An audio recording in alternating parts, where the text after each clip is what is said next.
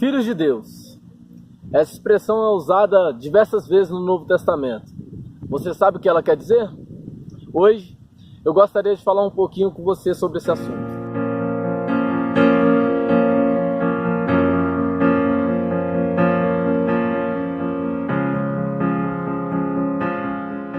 Com base no texto de Efésios capítulo 1, versículo 3, onde o apóstolo Paulo diz: Bendito o Deus e Pai do nosso Senhor Jesus Cristo, que nos tem abençoado com toda sorte de bênção espiritual nas regiões celestiais em Cristo. Nós temos falado aqui sobre as grandes bênçãos que Deus opera na vida do homem através de Jesus.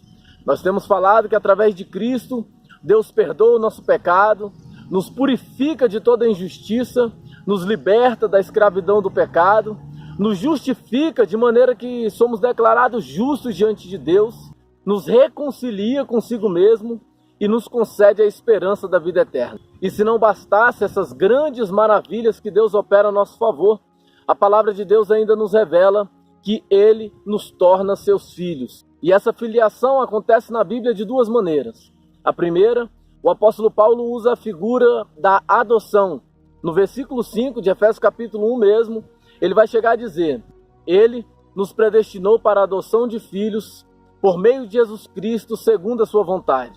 E é interessante a gente olhar para essa figura da adoção, porque você ter um filho adotivo é completamente diferente de você ter um filho biológico.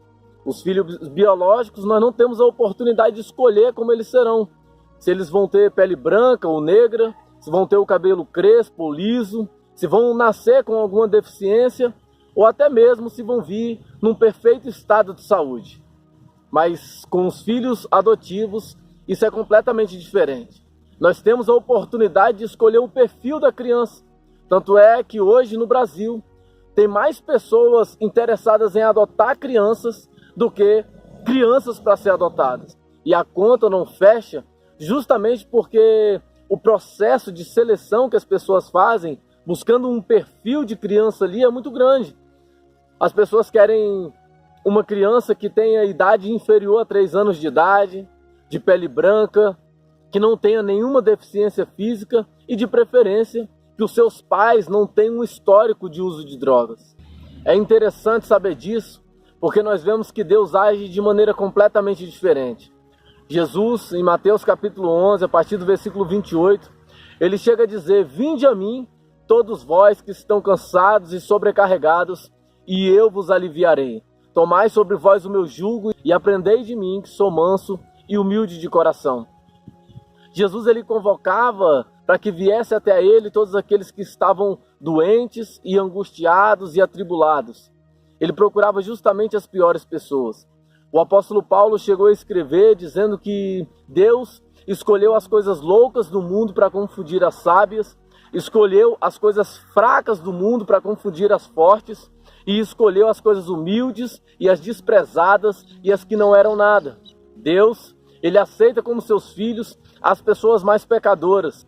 Aquelas que se rebelaram completamente contra ele são aceitas se arrependerem de seus pecados e crerem em Jesus Cristo. A segunda maneira que essa filiação é demonstrada na Bíblia é através do novo nascimento. João, escrevendo o seu evangelho, no capítulo 1, ele vai dizer que Jesus veio para o que era seus, mas os seus não o receberam. Mas a todos quanto o receberam, deu-lhes o poder de serem feitos filhos de Deus, a saber, aos que creem no seu nome, os quais não nasceram do sangue, nem da vontade da carne, nem da vontade do homem, mas de Deus. Em João capítulo 3, nós vemos que Jesus, enquanto ele conversa com Nicodemos, em um certo momento da conversa, ele chega a dizer: todo aquele que é nascido da carne é carne, e todo aquele que é nascido do Espírito é Espírito. Nós não conseguimos compreender essas coisas, são coisas elevadas demais, mas a Bíblia deixa bem claro que há um novo nascimento.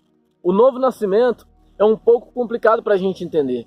A gente vê que até o próprio Nicodemos, quando ele está conversando com Jesus, ele tem um pouco de dificuldade de entender o que Jesus estava falando. Mas a Bíblia é bem clara a respeito do novo nascimento. E aquelas pessoas que nasceram de novo também conseguem compreender plenamente o que é esse novo nascimento. Deus pega uma pessoa completamente desprezada e muitas vezes que estava até à margem da sociedade, e ele coloca o seu espírito dentro dele e muda completamente a natureza daquela pessoa. Concede um novo coração e uma nova mente. Essas coisas são maravilhosas demais e são difíceis de compreender. Essa filiação realizada por Deus a nosso favor tem grandes implicações na nossa vida.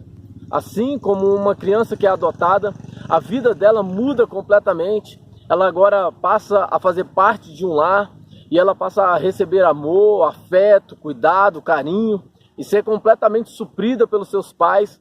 Assim também, uma pessoa que é adotada por Deus, ela se sente completamente amada, amparada, cuidada, ela consegue sentir plenamente o que é o amor de Deus por ela.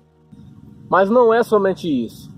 Assim como uma criança que ela é adotada por uma família, ela passa a se submeter às vontades do seu pai, e ela passa agora a ser exortada pelo pai, ensinada pelo pai, e deve respeitar e honrar e obedecer aquilo que o seu pai está ensinando e que está falando com ela.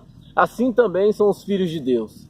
Agora, nós passamos a ser exortados e ensinados por Deus, e devemos honra e obediência a Ele. Muitas pessoas não aceitam a disciplina de Deus, mas a disciplina manifesta que somos filhos de Deus e não bastardos.